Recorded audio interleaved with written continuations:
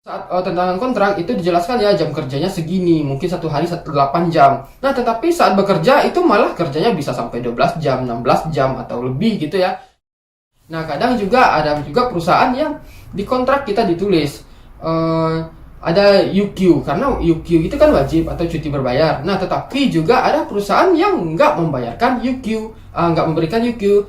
Itu ada ya, yaitu adalah terus bagaimana buat teman-teman yang sekarang lagi ada di Indonesia yang mau siap-siap berangkat ke Jepang nih, mau tanda tangan kontrak, takutnya nanti saat nyampe Jepang, takutnya kerjanya beda dengan yang ada di kontrak. Nah, yang perlu teman-teman perhatikan adalah di Action, minasan konnichiwa, koko desu. Oke guys, di video kali ini kita akan ngebahas yaitu tentang pekerjaan di Jepang ya. Nah, jadi mungkin buat teman-teman yang sekarang lagi ada di Jepang ya, mungkin banyak teman-teman itu yang mengalami yang namanya kerja nggak sesuai kontrak. Kan jadi kan kita sebelum berangkat ke Jepang itu kan tanda tangan kontrak, udah jelasin tuh segala macamnya. Potongannya ini, gajinya segini, liburnya segini, dan segala macamnya itu dijelaskan. Nah, tapi masalahnya saat teman-teman itu nyampe Jepang, ternyata nggak sesuai dengan kontrak. Ada aja yang berbeda, mungkin gajinya, atau mungkin liburnya, cuti, lembur, dan segala macam. Nah, itu sering ya terjadi. Nah, jadi bagaimana sih cara teman-teman untuk mengatasi atau menghadapi hal yang semacam ini? Dan juga buat teman-teman yang sekarang lagi ada di Indonesia yang pengen berangkat ke Jepang, yang lagi proses, bagaimana sih cara menghindari yang namanya kerja berbeda dengan kontrak? Nah, di sini gue akan jelaskan ya para teman-teman. Jadi buat teman-teman silahkan nonton video ini sampai habis.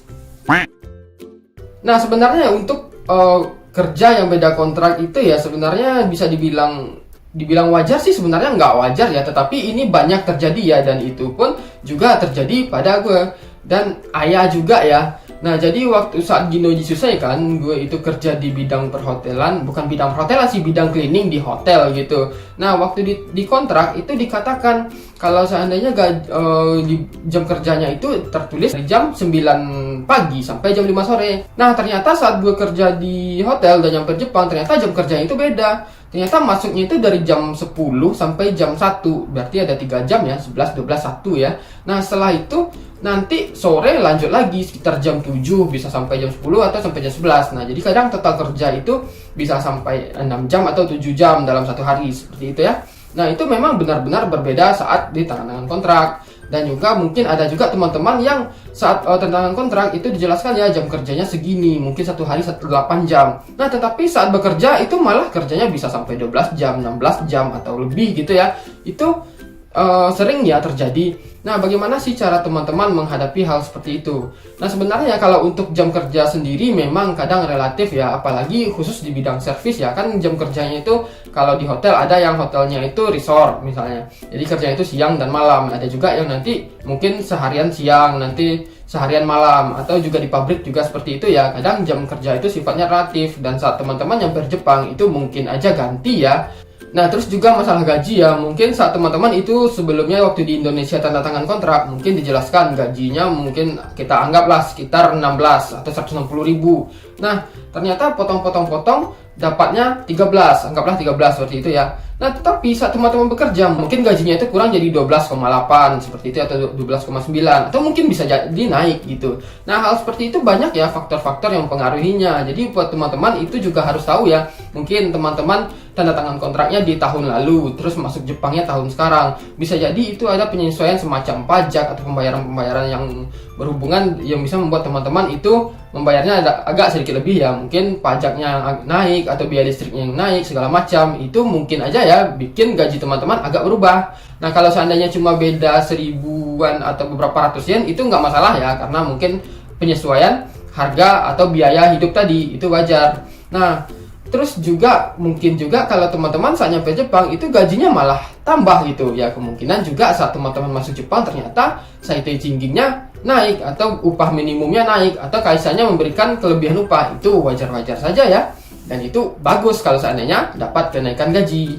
Nah, kadang juga ada juga perusahaan yang di kontrak kita ditulis ada UQ, karena UQ itu kan wajib atau cuti berbayar. Nah, tetapi juga ada perusahaan yang nggak membayarkan UQ, nggak memberikan UQ. Itu ada ya, yaitu adalah perusahaannya ayah. Nah, dulu waktu ayah kerja waktu Gino Jisusei ya, mereka harusnya dapat UQ atau cuti berbayar, di kontrak juga ada. Nah, tetapi perusahaan itu nggak mau ngasih, tapi itu udah jatuhnya ke pelanggaran ya. Nah, seperti itu ya, ada bermacam-macam yang nggak sesuai dengan kontrak. Nah, jadi kalau buat teman-teman yang udah terlanjur nih, apalagi kalau seandainya kontraknya itu benar-benar beda bidang, yang udah terlanjur nih, apa sih yang harus teman-teman lakukan?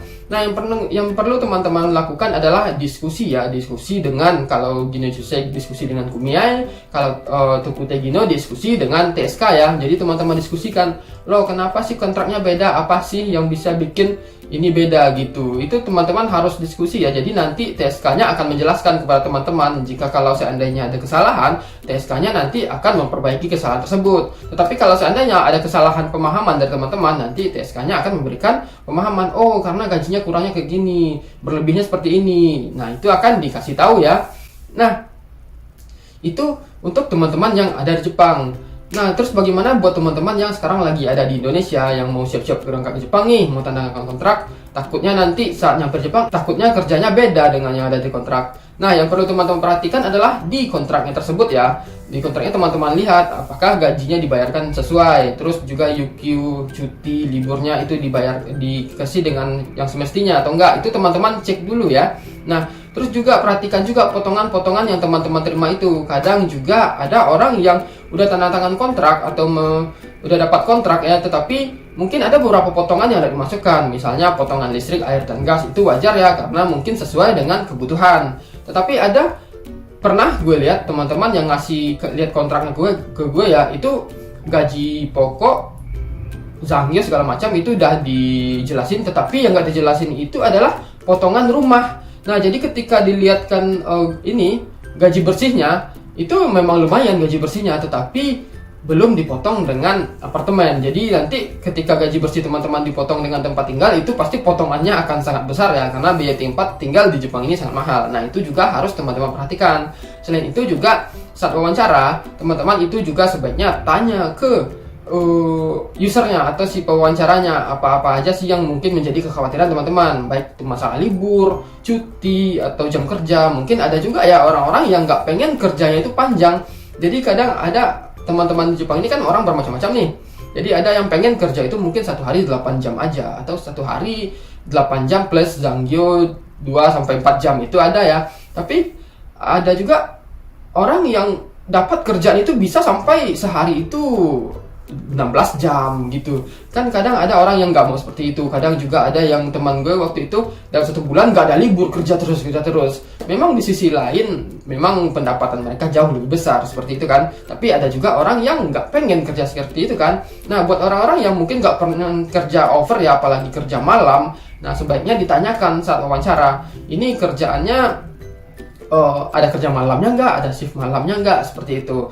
Atau ini maksimal dalam 1 hari itu bisa berapa jam gitu. Jadi nanti teman-teman tahu ya, jadi supaya kesannya itu nggak tertipu ya saat nyampe Jepang, seperti itu. Nah, tapi kalau seandainya ada perbedaan hal kecil yang antara di kontrak dengan kenyataan, kalau misalnya perubahannya nggak mengganggu teman-teman dan teman-teman mendapatkan apa yang teman-teman semestinya dapatkan, itu nggak masalah ya. Misalnya seperti mungkin di kontraknya teman-teman liburnya itu 1 bulan 8 hari seperti itu ya. Tetapi ternyata saat teman-teman kerja Jepang, ternyata liburnya itu cuma 1 bulan itu 6 hari atau 4 hari. Tetapi kalau seandainya yang jam kerja itu, hari kerja itu diganti dengan uang, yang dimana teman-teman juga nggak merasa dirugikan, itu nggak masalah ya. Atau mungkin teman-teman saat mensetsu nih wawancara, jam kerjanya dari jam segini sampai jam segini. Nah, ternyata saat bekerja di Jepang malah ada shift malam gitu. Selagi teman-teman nggak dirugikan ya, mungkin shift malamnya dibayarkan jauh lebih besar. Atau teman-teman juga ngerasa nggak masalah dengan shift malam, itu nggak masalah ya. Tetapi kalau seandainya teman-teman merasa ada sedikit masalah dan memang merasa teman-teman nggak cocok nih seperti di kontrak, merasa terganggu, teman-teman silahkan diskusikan dengan Kumiai dan TSK teman-teman, seperti itu ya. Nah, jadi sebenarnya hal yang seperti itu memang banyak ya yang terjadi, baik itu di teman-teman yang lain yang berada di Jepang, gue sendiri itu juga mengalami ya, ayah juga mengalami, yang dimana kontrak nggak sesuai dengan kerja, itu banyak ya. Tapi seperti yang gue bilang tadi, silahkan diskusikan ke Kumiai atau TSK teman-teman, pasti nanti mereka akan memberikan solusi dan pemecahannya kepada teman-teman. Nah, jadi sekian ya informasi yang bisa gue sampaikan kepada teman-teman ya. Semoga informasi ini bisa memberikan referensi untuk teman-teman Terima kasih udah nonton video ini sampai habis dan sampai ketemu di video berikutnya. Cut.